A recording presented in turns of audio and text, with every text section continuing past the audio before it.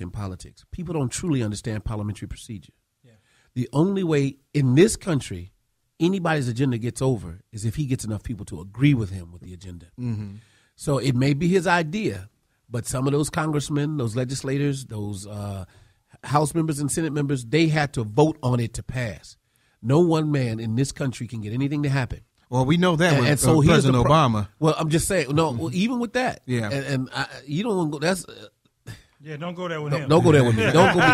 Not with him. I'm grateful for the low gas prices finally, so he ain't got to win no more elections because he ain't got to run no more campaigns because he won them both. He won them both because they were liking what he was doing, believe it or not. Well, and see, and because it's only 12% of African Americans in this country. Yeah, and of that 1% you mentioned, how many of us are part of that 1%? We may be. 1/100th of a percent. Yeah, 0.000 so the something like that. So there may be 1 or 2 or 3, and one of them they blame it for 30-year-old rape. You know what I'm saying? Right. Wow, you something else. No, baby. I'm just letting you know. I mean, we got to think. We don't think that way. So it's not one person by themselves. And I'm gonna hush right now because I hear music. Hey, we got that music playing. We're gonna come right back at the station identification breaks. You listen to the Let's Stay Together show with Rick McCain and my baby, my girl, my boo, Arthur Brenda McCain. Come right back after these station identification breaks.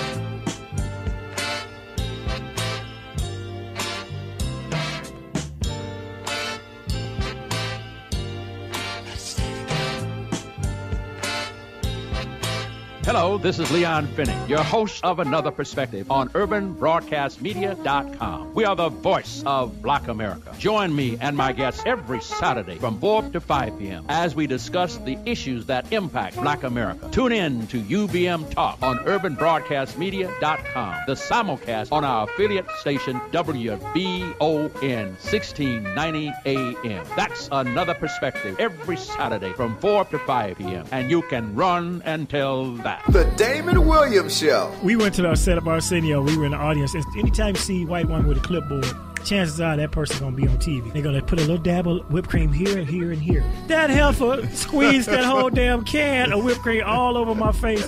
And then after she licked it off, my little dirty old man neighbor, who never has 2 words to say, I look out, he's standing at his Sunday best. So you like whipped cream, huh? The Damon Williams Show, Wednesdays, 2 to 4 p.m. on UBM Talk. Hey everybody, check us out Monday from 7 p.m. to 9 p.m. for the new radio show Rated Life with... It's your boy Morris Spicer. Your boy Dex Pierce, Mrs. Just My Thoughts. Pat Price. And me, your girl Lex. Lex, what are we going to be talking about? Everything is life, yes. Wait, no, I ain't going to do it. Do it for Rated Life. I ain't going to do it. Do it for Rated Life. I ain't going to do it. Anyway, just make sure that you tune in to UBM Talk at UrbanBroadcastMedia.com and join our Rated Life Facebook page for more information. It's Rated Life, y'all. What up, Chicago? It's your boy T.L. Williams, and I'm inviting you out to the UBM Social Sipper Networking event, featuring live performances, VIP treatment, and a special guest. Come on out Friday, January 30th from 6 to 9 p.m., located at 4108 South King Drive. For more information, visit the website, UrbanBroadcastMedia.com.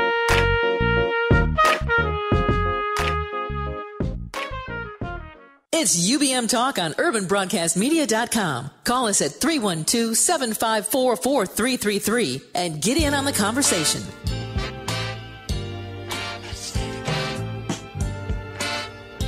Hey, welcome back to the Let's Stay Together show with your host, Reverend Rick McCain. This is the man's world time. My baby, I know she love it there. This is a man's world day. I'm telling you, we having all the men talking over here, and I'm going to let my baby talk so she can.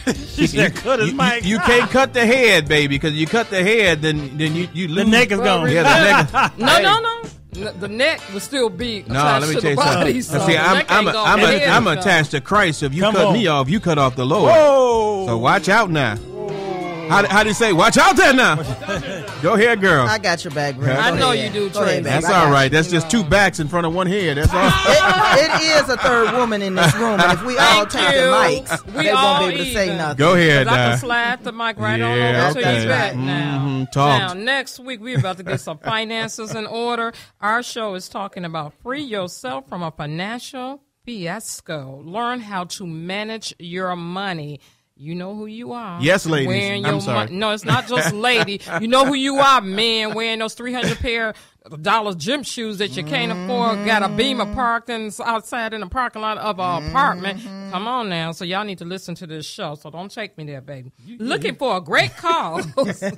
Help New Faith Baptist Church International fight against Ebola. Yes, Ebola is still live and prevalent. Go to Amazon to support the Joseph assignment. Go to www.smile.amazon.com. Hey, I'm not going to take too long because I know you weren't getting to your thing, but yes, please support New Faith International Baptist Church.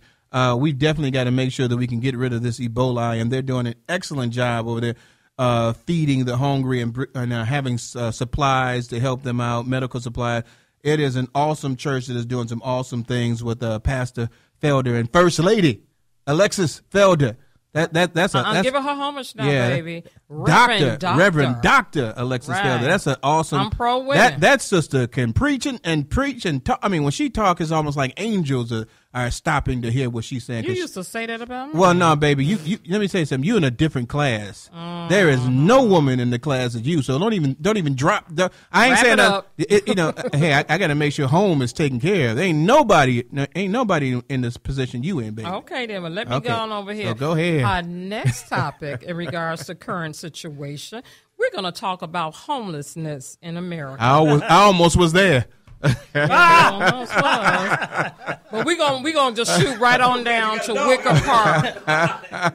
I got out of that doghouse. We're going to shoot down to Wicker Park. I was reading this article about this man, and you could say he had a lot of pride, which I don't blame him because he's human. A Wicker Park man was homeless, and he decided against going to the shelters because the shelters, I believe they kick him out at 6 a.m., and he said that just was not something he wanted to do. He'd rather sleep out under the viaducts, layer up with blankets and everything to keep his dignity. And that's one thing that made me start looking at the topic, and I came across some facts. We're just going to make this short and brief, but people, we really need to pay attention to it. With the homelessness in America, fact one, over 500,000 people are homeless. We don't even think of that many people because if it's not us or someone we know, we don't pay it too much attention. Fact two, 1/4 of homeless people are children.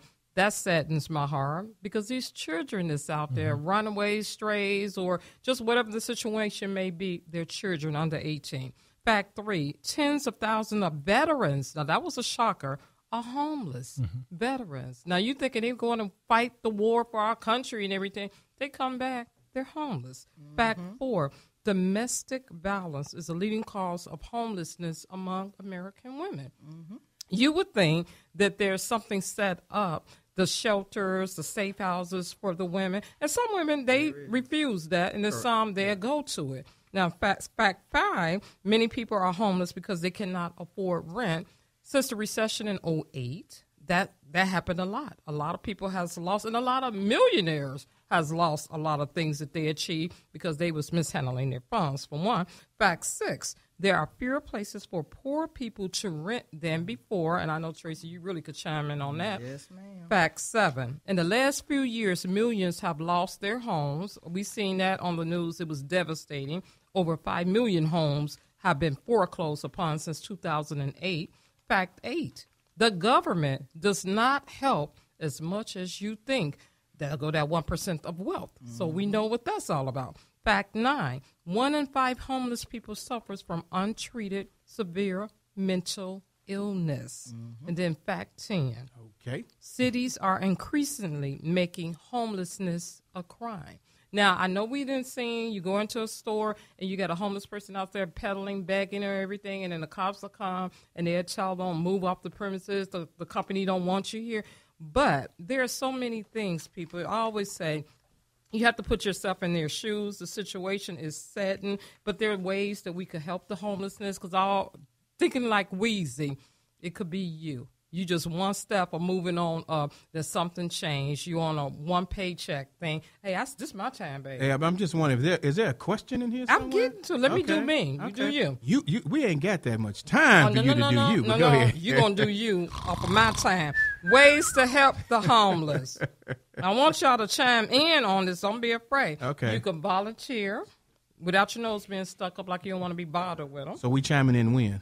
Whenever you want. Okay. I'm going to chime in, Brenda, before he does, okay? That is a wonderful, wonderful experience. I remember the first time I being took homeless? Children. Oh, okay. I took children to a church up north to volunteer. They did not want to get up out that bed. They did not want to go in there. And we had them come in. They had to do everything from prepare the food to serve the food to clean up.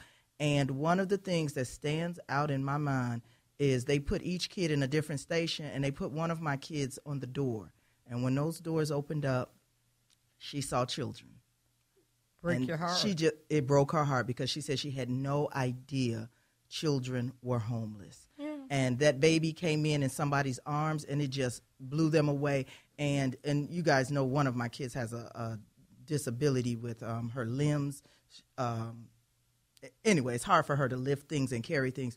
And she was carrying these big, heavy trays and serving the people. And we could tell she was getting weaker and weaker. And I was like, no, let me take that from her. She said, no. She said, I can serve these people. If they're in the position that they're in, I can be in the position I'm in. And when they finished at the end of that day, they were just like, oh, my God, this was the greatest thing I ever did. And they had to create a slideshow and pictures and take it back to school and present it. And it was one of the most wonderful experiences they ever had. And I agree with that. When you volunteer anyway, it's a wonderful experience, unless you're just a cold-hearted person. Now, another way to help the homeless is show them respect. Because I know people, we look at them like, oh, God, you're beneath me. You don't know if that's an angel in disguise or anything. Just show them some respect. You could give to them. And definitely, you could pray for them. Because if there's nothing else, pray to get out that situation. And a lot of us don't take the time. We just too busy with our lives and everything. What you have to say, Brian? I just want to see, Walt, you got anything you want to say on that? Yes. Homelessness is under attack. There was a man who was trying to feed the hungry in the basement of the church, and the city came and shut it down. Number two, I was downtown walking, and when I see homeless, I always approach them. I'm not one of those Christians who say, I'll get them, somebody else will get them. I dug in my pocket. I says, hey, listen, have you eaten today? He was like, not really. I says, here's some money. You know what he said? He said, I can't take any more money. He was right wow. there. And you know where the popcorn shop is? What's the popular popcorn Garrett's? shop? Garrett's, where the theater is on State and something like that. Randolph, something like that. What? Yeah, Randolph. Yeah, Randolph, that one right there. They couldn't take it. And I said to myself, this is what is going on? There's an attack on homelessness. Why couldn't he take any more money? I didn't know why. Oh, I didn't know why he could. He says, "I'm sorry, I can't take any more money." Walter, I'll take it for him if you. Yeah, sure. No problem. It was 50 cents. I'll give it to you. But how is that monitored? You know what I'm saying? How is it that the rich can take as much as they want, but the homeless can't take? But and here lies the problem. I used to do the gospel brunch at the House of Blues. House of Blues. Okay, on Sundays, and they would have a big bowl of shrimp that they would give everybody. Okay, big bowl, just huge bowl. Okay, and when they got through feeding everybody went home. That big bowl of shrimp, they'd pull in a dumpster and they dumped all that shrimp in the garbage. The 1%. And and I started crying. I said, "Oh my God, what are you doing?" They says, "Everybody's gone. We got to get rid of this." I said, "Well, all these homeless people," they said, "We can't give it." Right? Yeah. We'll get in trouble if we give them this food. I had a friend who was a manager. He's a chef and a manager of a very prestigious restaurant.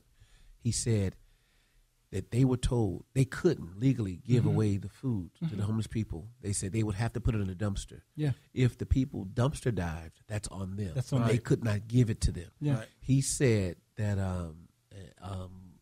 he would line the dumpster. Yeah. Wow. So that at least there's some dignity to it. And he would let them know. He wouldn't say anything to them, but they would take out trays outside the door. Yeah. And then they would go in its line. But he had to sneak and do that even. Of course, I guess somebody found out because he's no longer at that downtown location.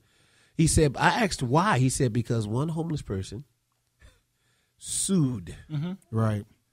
Found a lawyer that would help them. And they sued somebody because they said they got sick from the food that they got that somebody gave them from the restaurant. There's always those legalities that. But see, that's the 1%. The 1%. Most of your politicians are lawyers. And you're saying homelessness is on attack. Why? Because I say that there's a fortune in failure. They need failure so they can continue to make their fortune. Absolutely. Yeah. Absolutely. The 1%. They need failure because the lawyers are nothing but hustlers. Right. They can only make money if they're trying cases. That's so they wait. They beg to get elected to be judges because They're making consistent money. So they need